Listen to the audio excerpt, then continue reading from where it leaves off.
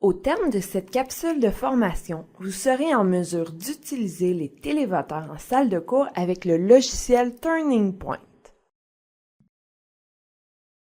En classe, branchez tout d'abord le récepteur dans l'une des prises USB de votre ordinateur ou celui de la salle de cours. Ouvrez par la suite le logiciel Turning Point. Prêtez un télévoteur à chaque étudiant et transmettez-leur le numéro du récepteur. Le numéro se trouve sur le récepteur, sur la fenêtre de démarrage du logiciel Turning Point ou en cliquant sur l'icône de l'antenne présente dans la barre Turning Point. Les étudiants pourront ainsi lier leur télécommande au récepteur. Pour ce faire, ils doivent appuyer sur le bouton Go, inscrire le numéro du récepteur, puis appuyer à nouveau sur le bouton Go. Si la lumière passe au vert, le télévoteur est bien lié au récepteur. Il ne reste plus qu'à poser vos questions. La procédure change selon le mode d'interrogation, soit le mode interrogation PowerPoint et le mode interrogation partout. Vous avez conçu vos questions avec PowerPoint et Turning Point avant le cours. N'ouvrez pas votre PowerPoint de manière conventionnelle. Dans Turning Point, ouvrez plutôt votre présentation en cliquant d'abord sur Interrogation PowerPoint et allez chercher par la suite votre présentation. Avant de démarrer votre présentation, assurez-vous que le mode Interrogation en direct est sélectionné et réinitialisez la session. Autrement, il est possible que Turning Point présente les données que vous avez collectées dans un précédent cours. À moins que vous souhaitez conserver les résultats de vos étudiants pour les analyser, il n'est pas nécessaire d'enregistrer la session. Vous pouvez par la suite démarrer votre présentation de manière conventionnelle.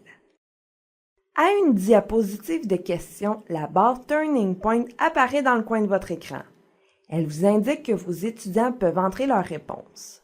Ils n'ont qu'à appuyer sur le chiffre ou la lettre correspondant à leur choix de réponse. Vous pouvez suivre en temps réel le nombre de répondants pour déterminer le moment idéal pour clore la période de vote.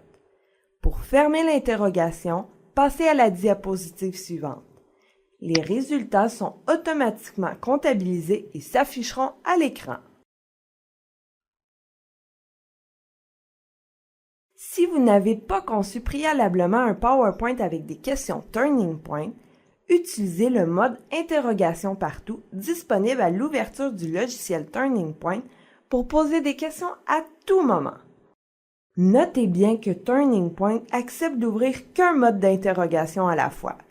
Si vous avez utilisé préalablement le mode Interrogation PowerPoint, n'oubliez pas de quitter celui-ci en fermant le logiciel PowerPoint avant d'ouvrir le mode Interrogation partout.